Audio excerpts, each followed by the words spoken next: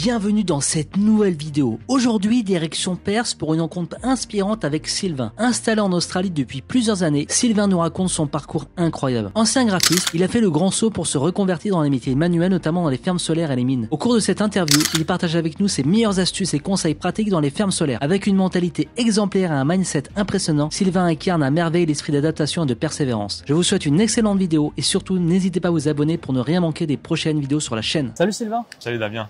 Enchanté. Hein. Enchanté, ravi de te rencontrer. Enchanté pour cette bonne vidéo, cette interview. On va parler aujourd'hui, les amis, des fermes solaires. Donc merci d'avoir accepté cette invitation. On est actuellement à Perth et on tourne cette petite vidéo. Sylvain, c'est toi qui vas parler dans la vidéo, c'est moi qui se posais les questions. Alors là, il y a déjà pas mal de mouches. Vous voyez, on est en plein dedans. Ouais, ça. Alors, Sylvain, longue histoire, tu arrives en Australie il y a maintenant quelques années. Raconte-nous un petit peu ton contexte, qu'est-ce que tu faisais en France et qu'est-ce qui t'a motivé à partir en Australie? Ok, je suis parti de ma première année, donc je suis parti en 2017. J'étais graphiste, je venais à peine de finir mes études. J'avais fini mon alternance et tu sais, je pensais pas trop à l'étranger avant. Ouais. Et un jour, quelqu'un m'a parlé d'un truc et m'a dit, tu sais, l'Australie, PVT, tout ça. Et je sais pas, ça fait comme un déclic. Je me suis dit, mais ouais, pourquoi je vais commencer à m'engager dans un boulot, etc. alors que j'ai même pas voyagé. Ça s'est fait le chemin dans ma tête et un jour, à force d'en parler, je me suis dit, là, ça va être le moment. En fait, mon contrat va s'arrêter. Soit je m'installe, soit je me barre. J'ai pris la décision de partir, donc en fait, ça s'est fait assez simplement. Ça s'est fait tout seul. Ça fait combien? Les papiers sont enchaînés rapidement? Ça s'est enchaîné très vite. En fait, j'arrivais pas à choisir une date. Et j'ai un pote à moi. Je lui fais un gros bisou parce que c'est grâce à lui que je suis parti. Ouais, tu peux le faire. Il m'a, Alam, je t'embrasse, c'est grâce à toi que je suis là. En fait, on parlait dans la discussion entre potes et il m'a dit, mais arrête d'en parler, on sait très bien que tu vas pas le faire. Et j'ai vu ce message, je me suis dit, ah ouais, tu sais quoi, regarde, hop, 25 mai, allez, je pars le 25. Et en fait, c'est comme ça que j'ai pris ma décision. Voilà, tu t'es pas posé de questions, tu es passé à l'action, c'est le plus important. Exactement. Souvent, en fait, on a des projets dans la vie, on a des rêves. Et malheureusement, des fois, en fait, on repousse. On se retrouve à 36 ans, plus de PVT pour les Français, 30. Exactement ça. Et voilà, donc faites-le quand vous êtes motivé. Il n'y a pas de bon moment. Il y en a qui partent à 20 ans, à 25, à 30, à 35. Le plus important, c'est de se sentir bien.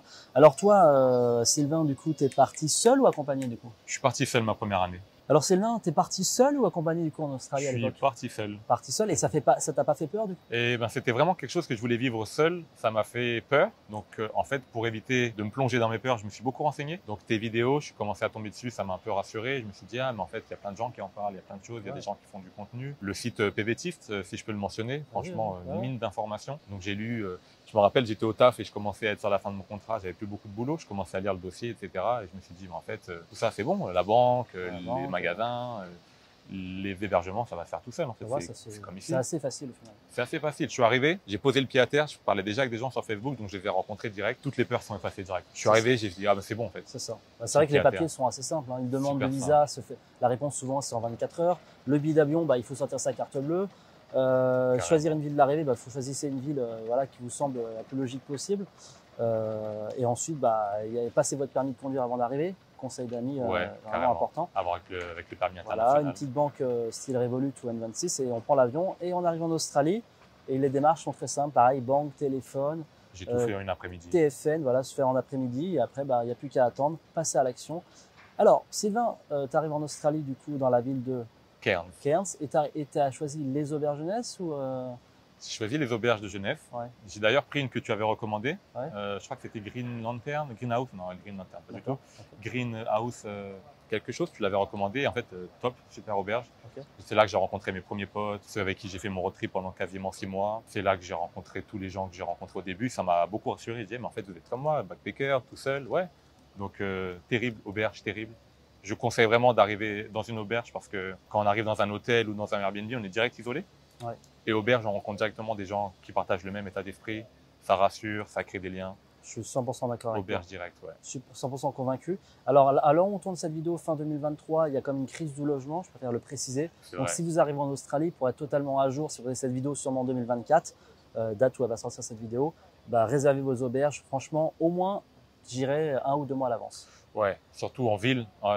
Déjà, les prix ont augmenté de fou. Donc, là, c'est devenu vraiment n'importe quoi. Si vous êtes en ville, les prix sont chers, les places sont très, très, comment on dit, très prises, très privées. Ouais. Donc, ouais. Et c'est pas $150 le logement, c'est $300 la semaine minimum. Moi, à l'époque, 28 $ la nuit, c'était cher. Ouais. Aujourd'hui, elles sont à 45 ici. Voilà, c'est ça, exactement. Donc, pas compliqué de rencontrer du monde dès le départ, parce qu'il y a beaucoup de gens qui nous regardent, qui sont seuls, facile, tout de suite des contacts. Si on est timide, comment tu as fait pour pas être timide? Facebook m'a aidé Ouais. dans les groupes. Comme je savais que j'allais arriver à Cairns, j'étais dans les Français à Cairns. J'ai mis, ouais, moi j'arrive ce soir, tac, tac, est-ce qu'il y a des Français? On m'a répondu, on m'a dit, bah viens nous voir, on sera à tel endroit. Je suis arrivé, je posais mes affaires, je suis allé les voir, j'ai fait mes démarches avant. Et c'est devenu mes potes pendant 2 semaines quand j'étais à Cairns. Ouais, c'est vrai que les auberges.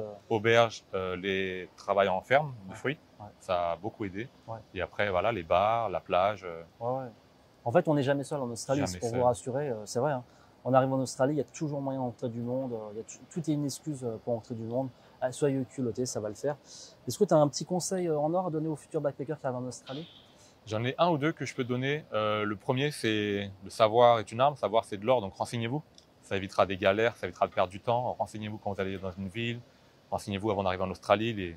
Rien que le nom des magasins, moi ça m'a rassuré parce que je les connaissais. Je suis arrivé, ah ouais, bah là, Boulou, Orskol, rien que ça, rien que le truc tout bête. Ça m'a évité de stresser, de me poser plein de questions. Savoir les auberges, les machins, le van, le 4x4. Je savais un peu tout ça en arrivant. Ouais, t'avais une théorie. Donc ça, c'est très très bien. Renseignez-vous. C'est vraiment super important, je trouve. Et le deuxième conseil que je peux donner, peut-être même le plus important, c'est si c'est pas bien, partez. Franchement, vous êtes libre. On est libre. Si on arrive dans une situation qui est nulle, clairement, le pays est grand, même la ville est grande. Changez de boulot, changez d'endroit. J'ai rencontré des gens malheureux pendant 1 mois, 2 mois au même endroit, à prendre, je sais pas, $30 la journée, à cueillir des tomates, se faire mal parler comme des chiens. Clairement, c'est pas ça l'Australie. Ça, c'est vraiment un plan éclaté au sol. 100% d'accord avec toi. Barrez-vous. C'est ça, exactement. Si vous voyez que ça fonctionne pas, l'herbe sera peut-être plus verte ailleurs. Donc, reste pas enraciné dans une ville ou dans une ferme ou dans un plan foireux, une situation malaisante. Par exemple, vous partez avec votre copine et malheureusement ça se passe mal. N'hésitez pas malheureusement à la larguer ou à le larguer. Je veux dire, il faut être un peu égoïste dans la vie où à un moment donné, on peut pas rester dans une situation malaisante. Il faut que ça se débloque à un moment donné. Il faut que ça se débloque. Il faut écouter son cœur et ça prendra la bonne direction. Exactement. Et si vous sentez mal en Australie, que vous sentez pas que vous êtes au bon endroit, eh ben c'est pas grave. Je connais un backpacker qui est resté. Je suis sûr d'une fille que j'avais pseudo-coachée, elle était restée 4 jours. Elle sentait pas au bon endroit. Et du coup, en fait, parce qu'il y avait son mec qui lui manquait, etc. Donc voilà. Si vous ne vous sentez pas bien en Australie, bah, même si vous faites une semaine, vous aurez fait quand même l'expérience et avoir eu le courage d'être venu ici, c'est déjà pour moi une victoire. Et l'Australie, c'est grand. Il y a plein de villes, plein d'endroits. Ouais. Si vous n'aimez pas Perth, peut-être vous allez aimer Sydney, peut-être vous allez aimer Melbourne, plein d'endroits. C'est ça. L'ambiance, actuellement, cette vidéo est tournée à Perth. À Perth, c'est pas du tout la même ambiance qu'à Melbourne. Ça n'a rien à voir. C'est pas du tout le même climat, surtout la même ambiance, quoi. Carrément. Alors, le plus dur, la principale pour moi épine d'un backpacker en Australie. On arrive en Australie, on fait la paperasse, tout ça c'est assez facile finalement, c'est une histoire d'argent, de temps. Et par contre, le plus compliqué, c'est quand on arrive en Australie, c'est d'avoir une stratégie. C'est-à-dire que tu arrives dans l'auberge jeunesse, bon ok, ça va un temps. Et après, comment t'as fait toi pour dire est-ce que j'étais un véhicule, est-ce que je vais en ferme, est-ce que je vais en ville? Comment t'as réfléchi? Déjà, j'avais un premier objectif. J'avais pris mes billets arrivée Cairns, départ Perth. Ouais. Donc j'avais cette direction que je devais partir d'ici. Okay. Donc déjà j'avais un premier objectif. Il y en a, je sais, ils arrivent sans aucun plan, sans aucun but, donc ils sont un peu en mode errant. Ils voient comment ça se passe. Ça peut très bien marcher, comme ça peut leur faire perdre beaucoup de temps.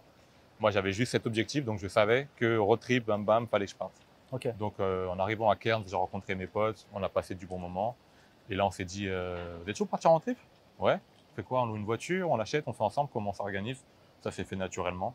Premier road trip, je suis parti avec les 2 Bordelais que j'ai rencontrés à Cairns, Augustin et Gaëtan, dédicace pour vous, c'était génial. Et on a loué un petit van à 3. Donc, tu sais, les petites voitures un peu arrondies là. Ah, okay. Vraiment, j'avais la tente, ils avaient le matelas et tout. Ils voyageaient à 2, c'était eux les principaux. Donc moi, j'ai dit, vas-y, au calme, je prends la tente, il n'y a pas de problème. Et franchement, terrible, très bon délire, ça s'est fait naturellement. C'est ça. Après, ils ont acheté une voiture quand on a bossé ensemble. J'ai récupéré la voiture, je me suis fait 2 semaines tout seul. Enfin, tout se fait en fait. Tant que vous avez une direction, tout va. Ouais, voilà. Ça va se faire naturellement. Au pire, acheter une voiture. Il n'y a pas de bonne direction, il n'y a pas de mauvaise direction. Il y a des gens qui vont s'épanouir en ville, d'autres en ferme, d'autres ils vont monter un business, ils vont devenir milliardaires. En fait, il faut aller là où ça vous semble logique pour vous, là où ça vous correspond. C'est ça. Exactement. Moi, j'aime mon confort avec une voiture. Donc, je sais qu'il me fallait une voiture, un véhicule. Voilà. Il y en a, ils le font en stop, il y en a, ils le font en bus. Voilà, c'est ça. Comme vous le sentez, moi, je voulais juste mon petit confort. J'adore conduire, j'adore me sentir dans ma voiture, je me sens bien. Il me fallait ça, donc c'est voilà. Moi, Même si je peux me permettre, c'est vrai que l'achat pour moi d'un véhicule en Australie, comme je dis souvent, c'est partir ne pas acheter de véhicule en Australie, c'est comme faire la guerre avec un couteau en plastique. C'est souvent l'expression que je prends. C'est pour moi un véhicule, c'est comme l'achat d'un véhicule, faut y réfléchir comme sérieusement. Faut vraiment y réfléchir sérieusement. Voilà. On peut se débrouiller sans véhicule, mais j'ai rencontré plein de gens qui le font. Mais derrière, voilà, ça va compliquer les choses. Au niveau logistique, on va arriver en ferme, on ne sait pas vraiment comment aller en ferme. Comment se loger, on loge dans sa voiture. Enfin, en fait, c'est vraiment un outil de travail. Carrément. C'est ça. Carrément. Donc, si vous avez les moyens, l'argent que vous investissez dedans, vous pouvez un petit peu la récupérer, vu que vous revendez le véhicule en partant, des fois plus cher. Donc, vraiment, faut vraiment y réfléchir, comme tu dis, très sérieusement. Mais après, j'en ai vu qu'ils le font sans, ça marche très bien, mais ils sont là avec leur sac à dos, donc ils voyagent avec très peu de choses. Voilà. Ils rencontrent plein de gens parce qu'ils font du stop. Du stop, covoiturage, du lift, comme on dit en anglais. Exactement. Ça peut être une expérience d'un mois ou deux aussi. C'est vraiment. Il n'y a pas de bonne méthode. Le plus important, c'est d'aller au point final. Ouais. Alors, Sylvain, quelle stratégie tu as mis en place pour décrocher ce premier boulot? Est-ce qu'il y a une astuce en or que tu as mis en place? Alors, ça va parler de fruit picking du coup pour cette astuce-là, puisque c'était mon premier boulot. Clairement, pour ceux qui arrivent et qui veulent faire leur jour et qui veulent faire du fruit picking, il y avait les calendriers des saisons. Le Harvest Australia. Le Harvest Australia, exactement. Harvest Australia 2023 sur Google. Carrément. Donc en fait, j'étais avec ces gars de Bordeaux, avec Augustin et Gaëtan. On cherchait du boulot, notre premier job en ferme. On était pas très loin de Brisbane. Ouais. On a eu le plan par un gars de l'auberge qu'on avait rencontré à Cardiff. Donc tout se fait par les contacts aussi. Tous les gens que tu rencontres, tu prends leurs contacts et au bout d'un moment, tu vois une story, mais t'es où? Comment ça se passe ça? Voilà. En 2017, les stories, c'était pas forcément. En 2017, c'était un petit peu, pas trop. C'était plus les publications, c'est vrai. C'est vrai. Mais c'était à peu près pareil. Sinon, comment ça se passe? Moi, je suis là, j'ai trouvé une ferme et tout. C'était exactement comme ça. Donc nous, on a regardé, c'est quoi la saison? Ok, les fraises, c'est où? C'est vers là où on est. Bon, on avait une voiture. La voiture, très important pour ça. On va toquer à la porte. Donc on regarde. Là, il y a plein de fermes. Il y en a 3-4. On y va. Hello, you need some workers? Anything? Like, yeah, no. On enchaîne. Donc, franchement, comme ça, cette méthode-là, on n'a jamais mis plus d'une journée à trouver. Et pour moi, cette méthode, c'est la meilleure méthode. C'est vraiment ne restez pas trop. On peut passer un peu de temps derrière son clavier, derrière son ordinateur pour faire des petites recherches, postuler à distance, mais ça ne sera pas forcément très efficace. Ça a déjà marché pour moi, ça a déjà marché pour certaines personnes. Mais c'est vrai que le plus efficace, c'est d'aller sur place et tout simplement de vous présenter en personne dès le matin ou au caravan park et à la limite en tenue de workers avec les gants et tout, etc. Exactement. Et montrer que vous êtes opérationnel. Et en fait, le fait de se déplacer, vous avez fait entre guillemets déjà la moitié du travail.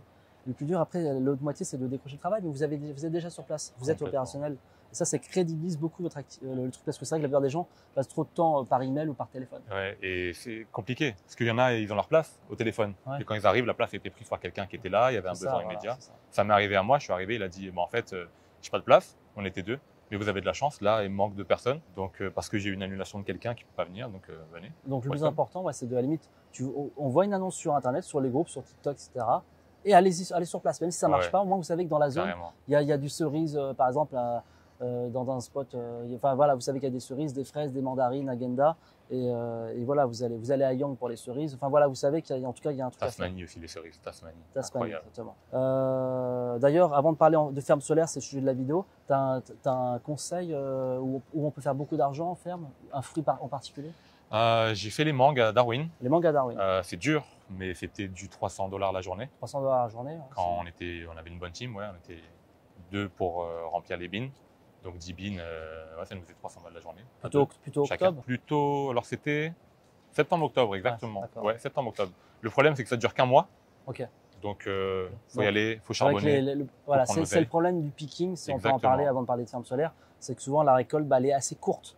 Donc c'est pour ça que moi le picking, c'est pas forcément, on va dire, ce que je recommande le plus. Plutôt travailler en cattle station, avec le bétail. Carrément. Travailler en dairy farm, parce qu'il y a du travail toute l'année pour pomper le lait. Travailler dans des endroits où on va dire qu'il y a un travail régulier qui ne dépend pas forcément des récoltes. Parce qu'il y avait les cerises aussi qui étaient un très bon plan. Mais pareil, la saison dure un mois. Ouais, les cerises en Tasmanie. Sauf en fait, ce qu'on m'a conseillé de faire, c'est d'arriver en décembre vers Young et suivre la saison qui descend jusqu'en Tasmanie, jusqu'en janvier. Normalement, je crois que ça fait genre novembre, décembre, janvier. Ouais, je crois que c'est ça. Novembre, New South Wales, décembre, Victoria et Tasmanie. Exactement. Voilà, c'est un truc comme ça. Donc, à partir du moment où vous arrivez à rentrer dans les premières, ensuite ça va tout seul, parce que vous avez un peu d'expérience, vous dites, mais là j'ai fait la saison là-bas, vas-y, viens. Ça se fait facilement. C'est vrai que les cerises, c'est aussi très lucratif si vous avez l'expérience. Pour rappel, juste pour mettre à jour cette vidéo, maintenant on parle vraiment du picking à l'heure. Le rendement, il n'est pas terminé, mais on va dire on pouvait switcher à l'heure. Je crois que c'est 23,50 $ de l'heure. Par contre, ce ne sera pas à 28 $ de l'heure. Ouais, mais en tout cas, vous avez cette sécurité. Parce que je veux dire, n'avait pas. Peut-être que tu es passé par là ou je suis passé par là, où tu gagnais 7 $ de l'heure sans sécurité. Bah, ma première expérience avec les fraises, c'était affreux. Ah, c'est affreux. Affreux. C'est affreux. À la fin de la journée, tu as gagné 15 $. Ah, j'arrivais quand même à me faire 850 la semaine. Ok. Mais tu sais, Ok. Ouais. J'en voyais, tu vois, je voyais les gens, ils envoyaient 2 fois plus que moi, ils faisaient 2000 la semaine. J'ai dit, mais c'est pas possible. Donc ouais, il y a cette sécurité, c'est vrai maintenant que on peut dépasser si on fait du rendement. Sinon, on switch à l'heure. On est à l'heure. C'est ça. Juste pour resituer le contexte, ton niveau d'anglais, à peu près, il était comment? Je suis arrivé avec des bases scolaires, donc vraiment un petit peu de compréhension, de débrouille, mais vraiment pas fou. Pas fou. Vraiment, on me parlait des fois, je passais un quart d'heure à me dire, mais qu'est-ce qu'il me raconte? Et à force de parler, le plus important, c'est l'immersion en fait. J'ai traîné avec beaucoup de Français. Et je me suis beaucoup immergé dans des familles quand je devais être logé en ferme. Au taf, je parlais avec les patrons, les supervisors et tout. Et y aller. Il faut y aller. Parce que moi, mon anglais, il n'était pas ouf. J'y suis allé. Je comprenais rien à ce qu'on me racontait. Je faisais des têtes comme ça. Ouais, mais bon, en même temps. Mais ça m'a aidé à débloquer mon oreille. En fait, à un moment, ça s'est débloqué tout seul. J'ai tout de suite compris ce qu'on me racontait. Je me suis dit, mais c'est fou. Parce que c'est vrai que ça peut, ça peut bloquer certaines personnes. Ouais, ça bloque et il faut y aller. Je sais qu'il y en a, ils ont peur un peu de passer pour des cons. C'est un peu réducteur de pas comprendre, on passe pour des débiles, il faut y aller. Parce qu'ils aiment bien apprendre, ils aiment bien les personnes qui s'intéressent, qui font l'effort. Donc en fait, aucun problème.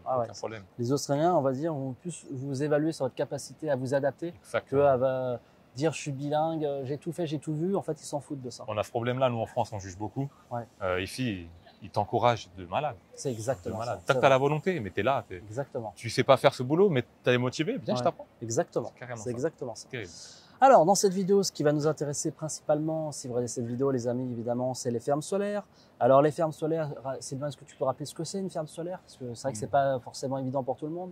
Une ferme solaire, c'est une installation de plusieurs, on va dire, milliers, peut-être dizaines de milliers de panneaux solaires pour en faire une ferme, du coup, pas d'arbres, mais de panneaux solaires, pour récupérer beaucoup d'énergie solaire et en faire une énergie clean, comme on dit. Donc c'est clairement ça, installation de plein de panneaux solaires les uns à côté des autres. D'accord, tu as une idée après de la taille que ça peut représenter Écoute, j'ai eu des échos sur des fermes solaires où il fallait presque une demi-heure pour la traverser en véhicule. Ok, ouais, quand même. Et celle où moi j'ai bossé, c'était un bon 10 minutes pour faire l'aller-retour. C'est un beau truc. C'est un truc assez énorme.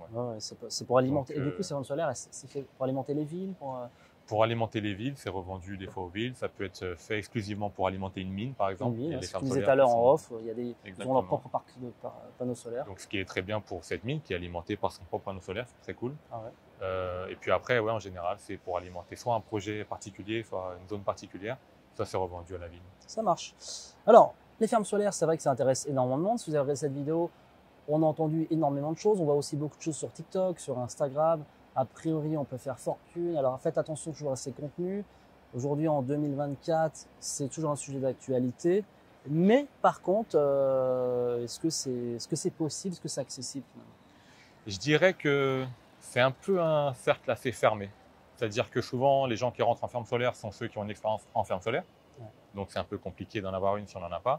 Je sais que c'est des opportunités où les gens que je connais sont rentrés en ferme, ça a été des opportunités. Il y avait une place de libre à ce moment-là, il y avait quelqu'un qui était absent, donc ils ont pris quelqu'un de nouveau, un contact à recommander. C'est comme un cercle fermé en fait. C'est très fermé. Très fermé. Mon pote a réussi à rentrer pendant le Covid, donc pendant le Covid c'était incroyable. Et l'Eldorado, on était vraiment presque les rois, on pouvait presque négocier notre salaire, c'était vraiment je viens, mais ok pour 40, il y avait personne. C'était en fait ils voulaient des gens, donc c'était très facile. Cet ami en question m'a aidé à rentrer, parce que du coup ils aiment bien les recommandations personnel, quand ils savent que lui il bosse bien, ça recommande quelqu'un, ça marche très bien. Les recommandations, les contacts, ça marche énormément. Donc à part ça, c'est vrai que c'est assez fermé. Je ne saurais pas comment recommander, à part aller sur place, à part contacter les boîtes. Il n'y a pas vraiment de méthode particulière. Alors évidemment, on va en parler. Passer bien sûr en priorité à la wildcard, on ne vous apprend rien, la construction. Exactement. Et après, il y a sûrement des agents d'intérim aussi pour ferme solaire, comme dans la construction. Je sais qu'il y a énormément d'agences d'intérim, je pense à Workpack notamment, il en existe des centaines, notamment dans mon e-book, dans l'IST 450, par thème et par panneaux solaires, construction, c'est là où peut-être on a plus de chance. Ouais, c'est préférable d'avoir une expérience en construction, ils aiment bien, que ça soit juste labouring, que ça soit installer des trucs, ils aiment bien. Ouais, parce que sans expérience, ça reste un boulot manuel, ça va être compliqué. Donc tu conseilles, comme ceux qui regardent les fermes solaires, d'avoir une expérience, même en France, quelqu'un qui est très manuel. Ouais, parce qu'en fait, le job en ferme solaire, il n'est pas compliqué, il est juste extrêmement répétitif. C'est toute la journée faire la même tâche. Il y a différentes tâches selon différents groupes des fois. Par exemple, la ferme solaire où mon pote, lui, il y avait ceux qui installaient les rails, ceux qui mettaient les vis, il y avait plein de choses comme ça. Nous, quand j'étais avec ce même ami à la ferme solaire dans le Western Australia, exactement, Western Australia, on faisait par team rail, vif. Donc c'était vraiment, chaque team avait son truc, ou des fois chaque team a sa tâche bien précise. À la chaîne. À la chaîne. D'accord. Donc on avance avec le camion, on pose les rails, on met les vifs. Quand tu dis rail, c'est quoi? Les rails, c'est les structures où on va mettre le panneau solaire dessus. D'accord. J'appelle ça le rail, je ne sais pas s'il y a un mot plus précis. Mais... C'est vraiment, en gros, en fait, il y a les pilonneurs, donc ils vont mettre les pylônes avant. D'accord. Eux, c'est des gens plus expérimentés qui ont des tickets, par exemple, de forklift ou mais presque de grue, parce qu'en fait, ils creusent, ils mettent les pylônes et ils mettent les grandes barres qu'on peut appeler des poutres. Et en fait, nous, on arrive à l'issue de ça et on installe les rails sur les poutres et puis là, tous les panneaux solaires vont venir se mettre sur ces rails-là que nous, on installe. D'accord, ok. Donc, compétences en monte-charge, compétences en électricité, l'électricité, ça marche aussi, mais ils viennent à la fin. Je n'ai pas vraiment de détails là-dessus parce que je ne les ai pas croisés. Ils viennent tout connecter derrière. Du coup, c'est assez compliqué. De ce que j'en ai entendu parler, il y a énormément de paperasse, énormément de choses à connaître. Il y a plus de règles. Tu vois, par exemple, si je sors un bouquin comme ça, il va être plus épais pour l'électricien que pour le chirurgien où il sera comme ça. D'accord. Tellement il y a de Dans le Western Australia. Dans le Western Australia. Donc, si vous regardez cette vidéo, soyez au courant de ça. Soyez au courant de ça, c'est très important. Mais sinon, dans l'Australie en général, je pense que c'est un boulot très recherché. Ferme solaire, ça peut marcher aussi. Donc dédicace à tous les électriciens. Exactement. Ils sont bien utiles. Ferme solaire, ticket, non, pas besoin? Pas besoin de ticket. La wildcard. La wildcard et un peu d'expérience en construction, c'est vraiment le manuel, principal. Avoir un minimum d'anglais. Donc si vous êtes manuel, bossez votre anglais avant de partir. Et après, agence d'intérim, comme je vous ai dit, il en existe énormément. Faites vos recherches sur Google. J'essaierai de mettre un lien en bas de la vidéo pour vous offrir un petit e-book sur la liste des agences d'intérim en construction, si j'y pense. Je vais donner un petit conseil sur ça, sur le CV. Je ne vous dis pas de mentir incroyablement, d'inventer des trucs de fou. Donc, j'allais donner un conseil, au niveau du CV, quand vous faites vos recherches. Je ne vous dis pas de mentir, mais valorisez vraiment une expérience. Par exemple, si vous avez fait un petit peu de construction une semaine, mettez que vous avez fait peut-être 2 mois, 3 mois. Gonflez un petit peu. Mentez pas sur des trucs que vous ne savez pas faire, mais améliorez la vérité. Ok, je comprends. Améliorer la vérité, ça améliorer la vérité, ça aide beaucoup parce qu'ils vont vous donner la chance, quoi qu'il arrive, de prouver votre valeur. Donc, soyez motivés, soyez volontaires. Alors c'est vrai que les fermes solaires, on dit souvent que c'est lucratif, etc. Tu peux en parler un peu du salaire? Ouais, je sais pas si c'est propre au Western Australia, mais je pense que c'est globalement un peu pareil. 42 l'heure avant taxe, 42 l'heure brut. Donc moi, à savoir que quand j'étais en 2017 en Australie, quelqu'un qui gagnait 1 200 la semaine, c'était incroyable. Ceux qui étaient payés à l'heure à 23, 21, qui étaient embauchés par la ferme à faire des trucs réguliers, à part le food picking, c'était incroyable. 42 l'heure, ça te fait une semaine à 2000, 2200. C'était fou. C'est une belle. Tu vois, avant de connaître les mines, c'était fou. Je me dis, mais c'est incroyable. Ça fait un SMIC. Ouais, c'est vraiment, Donc, ça a l'air 40 $ de l'heure. Et surtout, tu faisais beaucoup d'heures. Ouais, c'est généralement du 10 heures, 11 heures, 11 heures par jour. Et 6 jours sur 7. 6 jours sur 7 pour moi, Donc ça fait tu faisais après 2 cas semaine. Ouais, 2 cas 250, je crois. Voilà. 2250. Donc c'est pour ça que c'est vrai que ça intéresse beaucoup de monde. Ça reste très lucratif. C'est vrai qu'à part les mines, je vois pas forcément trop de domaines qui payent autant, évidemment, à part les boulots de bureau qu'on va voir derrière dans les gratte-ciel. On va dire pour un backpacker, on va dire qui n'a pas forcément des compétences, c'est vrai que c'est hyper lucratif. Ouais, ça l'est, carrément. Voilà, donc c'est pour ça que... Sans passer de tickets, de machin. C'est pour ça que ça intéresse beaucoup de monde aussi, quoi. Exactement. Par contre, maintenant, tu vas nous parler un peu de l'envers du décor, parce qu'évidemment, c'est 2000 $, c'est pas sans rien faire. C'est aussi, parle-nous des conditions de travail, la température, les mouches, etc. J'ai eu de la chance, moi, parce que c'était pendant l'hiver, donc j'étais en avril-mai, ici, à Perth. Donc en fait, ici, il faisait que de pleuvoir. Mais nous, on était à 2 heures d'ici. Et je sais pas, c'est comme s'il y avait une barrière, il pleuvait pas. Trop bien. Donc nous, il faisait pas très chaud, un peu froid le matin, mais la journée, peut-être du 25-30. C'était pas non plus inhumain. C'était pas inhumain. Parce que ça peut être vite, ça peut être vite harassant, incroyable, extrême. Les podcasts, les écouteurs, indispensables. Parce que mes 2 premières journées, je les ai fait sans écouteurs. Parce qu'on nous écoute dans les fermes solaires. Mais carrément. C'est ça. Carrément. Et franchement, le truc, c'est que c'est répétitif. Donc le job sera pas dur, à part peut-être porter des fois, moi, ma tâche que j'avais à faire, c'était porter le rail et le mettre sur la poutre. c'est long et répétitif. C'est pas dur en soi. Mais le faire pendant 10 heures, faut s'accrocher. Mentalement, ouais, faut y aller. Mentalement, ouais, faut y aller. Faut y aller, ouais. C'est jamais agréable, mais par contre, voilà, on est dehors. Il fait pas trop froid, pas trop chaud, si on est chanceux. Ouais. Si on a une bonne team, bah, on prend une pause, on boit un coup, etc. Donc non, c'est pas dur. Il y a une bonne ambiance. Moi où j'étais, je travaillais avec des Irlandais. C'était ambiance travail. Donc le gars avec qui on était cool, mais c'est vraiment le pré-start, il est à 6h30, à 6h35 on est parti. C'est bon les gars, ça va, il fait 32 degrés, faites attention, bam, let's go. La journée passe vite ou pas? La journée passe pas très vite. 11 heures, c'est quand même long. Hein. C'est long. C'est lourd de conséquences. J'ai écouté tous les podcasts possibles. Ouais. J'ai fait tous les transferts pour ceux qui connaissent. Je les ai fait en un mois de faire un salaire. D'accord, ça marche. Ok, donc au moins tu t'es formé sur certains sujets. Après, je peux aborder un autre secteur qui est le paneling. Donc en fait, c'est après avoir posé les rails et tout, il y a ceux qui viennent poser les panneaux solaires. Très bonne expérience, par contre plus dur, parce qu'ils sont quand même lourds. Hein. Un panneau solaire, ça doit faire 30 kg, je pense. Un grand comme ça, là. Oui, on est deux à le porter. Et il ne faut pas le casser. Il ne faut pas le casser.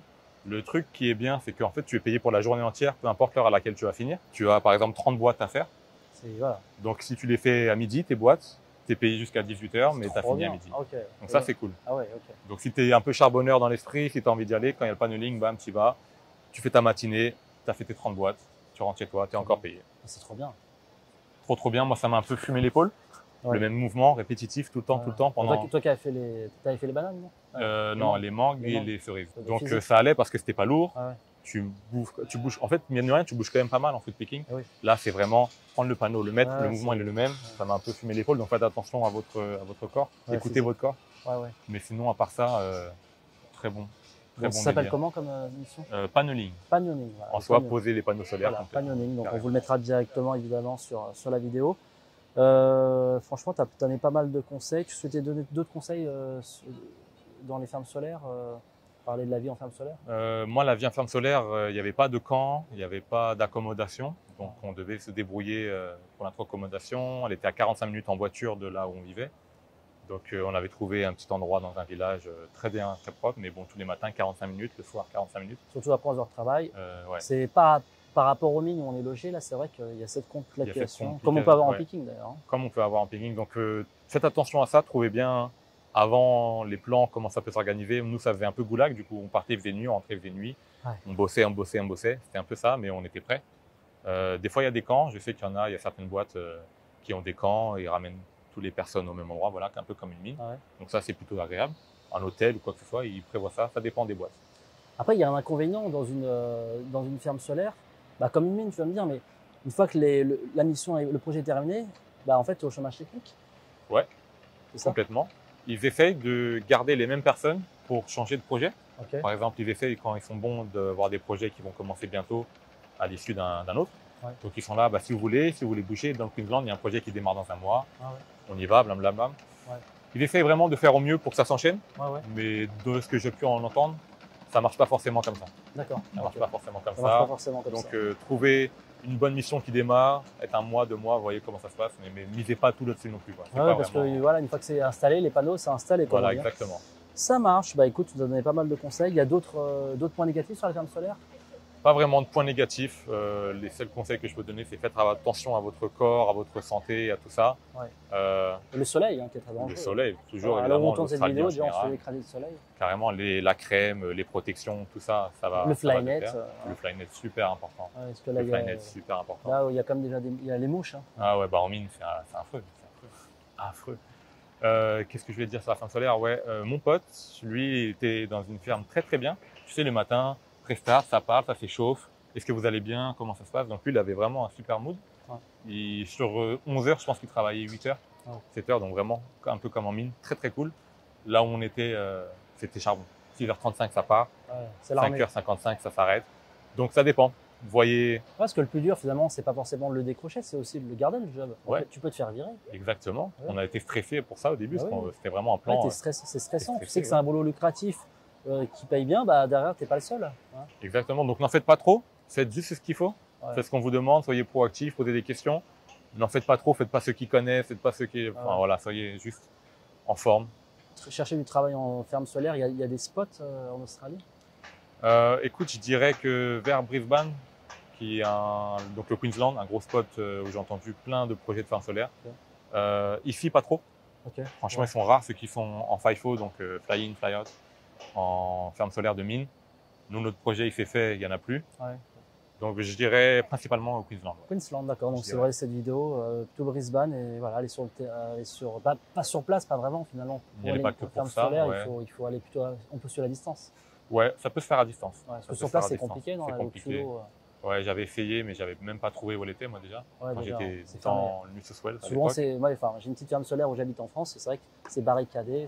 Ouais, puis ils vont peut-être pas forcément aimer parce que c'est des panneaux solaires, ils peuvent penser à des voleurs ou quoi, des trucs. Ça marche peut-être mieux par agence d'intérim, par contact, franchement, par contact. On n'allait pas harceler des gens qui bossent en ferme solaire, mais si vous rencontrez quelqu'un, c'est quand même une bonne option. Si vous regardez cette vidéo, que vous êtes en France, rejoignez déjà les groupes des Français, etc. Et essayez de taper dans la barre de recherche solaire ferme solaire, et essayez de rentrer en contact avant de partir déjà. Vous aurez au moins des tuyaux. Complètement. Lisez beaucoup. Je vois des gens, ils arrivent sur le groupe. Hello, j'arrive dans 4 jours, comment on fait pour les billets d'avion? Cette question a été posée des milliards de fois, personne ne va vous répondre. Comment on fait pour aller en Australie? Exactement. Barre de recherche, tapez les mots-clés, ça tombe tout seul. C'est l'enfer. Tout est fait. Moi, je crois que je me suis fait virer de certains groupes parce que je répondais un peu comme sur les branleurs en Australie, ce groupe fameux qui était incroyablement drôle à l'époque. C'est parti en couille. Parti très en couille, mais très bon délire. À l'époque où j'étais dedans, en fait, on vannait beaucoup les gens, mais c'était comme si, voilà, c'était la communauté, on vanne. Et j'ai fait ça sur d'autres groupes et en fait, ça n'a pas plu. Voilà. En gros, la question c'était très simple. Comment, par exemple, faire pour trouver un billet d'avion en Australie? La réponse que j'ai donnée, va sur Google, tu vois, un truc. Je vois pas ce que je fais. Et en fait, non. Barre de recherche, recherchez, mettez des mots clés, avion, billet, Australie, bam. Australie même pas parce qu'on est déjà dans le groupe, mais voilà. Vous gagnerez du temps. Alors le bilan, toi, pour les fermes solaires, il était bon. Hein. Tu recommandes aux gens qui veulent aller en ferme solaire? Ouais, je recommande. En plus, moi, je crois que j'étais vraiment dans la pire des fermes solaires. Donc l'armée, et ça restait faisable. Vraiment, le corps était un peu fatigué, dormait bien. C'est répétitif, podcast, mais en vrai, c'est faisable. Ça compte pour le second visa. On fait beaucoup d'heures, on fait beaucoup d'argent. Pas besoin de forcément des compétences d'experts. Franchement, ça motive beaucoup de backpackers qui a cette vidéo. Ok. Est-ce que quand tu t'es préparé avant de venir en Australie, est-ce que tu as eu des déceptions une fois sur place? J'avais pas vraiment d'attente. C'est la manière que j'essaye, la manière dont j'essaie de vivre au quotidien, de pas vraiment avoir d'attente. Comme ça, je suis vraiment peu déçu. Donc, j'ai pas vraiment été beaucoup déçu. Moi, je suis venu avec des yeux d'enfant. Je prends tout, je regarde tout et waouh, c'est génial ça. Ça c'est bien. Un bon état d'esprit. Ouais, j'essaie de vraiment tout prendre comme ça. Donc, pas vraiment de déception. Mes plus grosses déceptions ont été de rencontrer des gens qui sont un peu fermés d'esprit. Je me disais que c'est dommage, tu vas passer à côté de ça.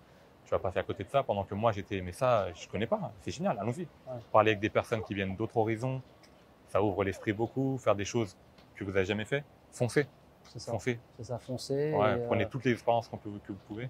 Donc moi, pas vraiment de grosses déceptions, à part le fait que les Australiens, je trouve qu'ils sont pas très profonds, ils sont très superficiels. En façade. Donc peut être des bons potes de camaraderie. C'est compliqué de se faire des amis ici. Ça devient pas forcément. On en parlait justement en off, où finalement l'Australie c'est magnifique, mais c'est vrai qu'à part rencontrer peut-être quelqu'un de sérieux, compliqué d'y faire sa vie à 20 000 km.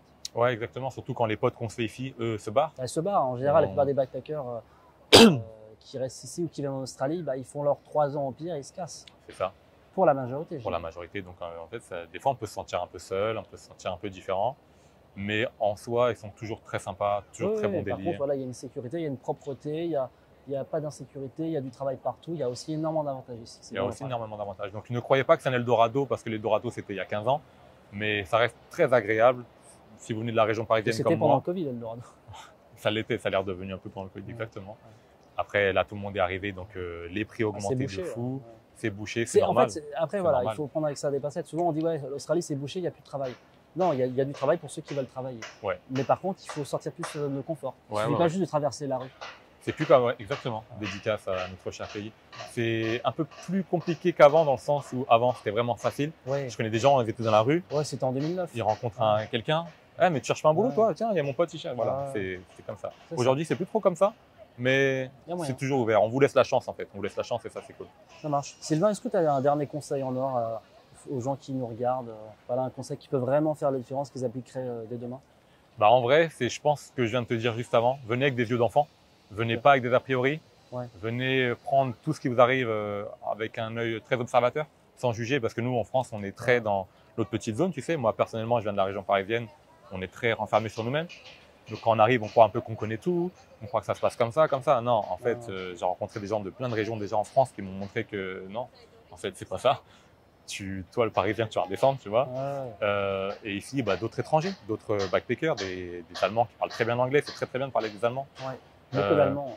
Des jeunes Allemands. Des Chiliens, Péruviens, tout partout, Amérique du Sud, Amérique du Nord. Soyez ouverts. Soyez ouverts d'esprit. Ne vous bloquez pas. Prenez tout ce que vous avez à apprendre et vraiment, faites pas les gens qui savent. Même si vous savez, on a toujours quelque chose à apprendre de quelqu'un, toujours. Donc, soyez vraiment très curieux. Ok, écoute. C'est le conseil en or que je peux merci Sylvain pour je t'en prie, Damien. Pour cette super témoignage et bonne aventure à toi. Et j'espère que sentimentalement, ça va aussi le faire. Ça va le faire. Et merci pour tes vidéos, Damien. C'est grâce à toi un peu que j'ai eu pas mal d'infos. Donc, continue à le suivre. Il y a beaucoup de tips à prendre. Merci beaucoup, Sylvain. Je t'en prie, merci à toi.